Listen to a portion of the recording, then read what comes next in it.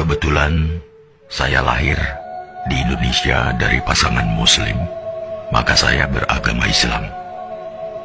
Seandainya saja saya lahir di Swedia atau Israel dari keluarga Kristen atau Yahudi, apakah ada jaminan bahwa hari ini saya memeluk Islam sebagai agama saya? Tidak. Saya tidak bisa memilih dari mana saya akan lahir dan di mana saya akan tinggal setelah dilahirkan. Untungnya, saya belum pernah bersitegang dengan orang-orang berbeda-beda karena saya tahu bahwa mereka juga tidak bisa memilih apa yang akan mereka terima dari orang tua dan negara. Setelah beberapa menit kita lahir, lingkungan menentukan agama, ras, suku, dan kebangsaan kita. Setelah itu, membela sampai mati segala hal yang bahkan tidak pernah kita putuskan sendiri. Sejak masih bayi, saya didoktrin bahwa Islam adalah satu-satunya agama yang benar. Saya mengasihani mereka yang bukan Muslim, karena mereka kafir dan matinya masuk neraka.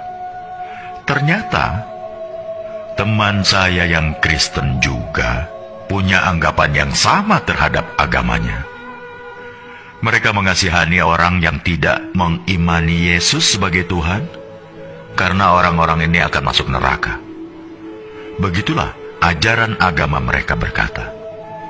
Maka, bayangkan, jika kita tidak henti menarik satu sama lainnya agar berpindah agama. Bayangkan jika masing-masing umat agama tidak henti saling beradu superioritas seperti itu. Padahal tak akan ada titik temu. Jalaluddin Rumi mengatakan, kebenaran adalah selembar cermin di tangan Tuhan. Jatuh dan pecah berkeping-keping. Setiap orang memungut kepingan itu, memperhatikannya, lalu berpikir telah memiliki kebenaran secara utuh. Salah satu karakteristik umat beragama memang saling mengklaim kebenaran agamanya. Mereka juga tidak butuh pembuktian. Namanya saja iman. Manusia memang berhak menyampaikan ayat-ayat Tuhan, tapi jangan sesekali coba menjadi Tuhan.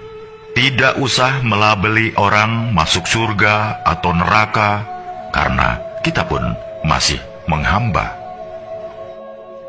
Latar belakang dari semua perselisihan adalah karena masing-masing mengklaim golonganku adalah yang terbaik, karena Tuhan sendiri yang mengatakannya.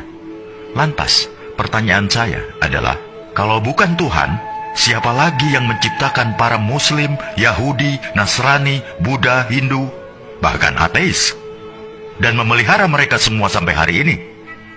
Agama apapun tidak ada yang meragukan bahwa Tuhan itu Maha Kuasa dan Maha Segala-galanya.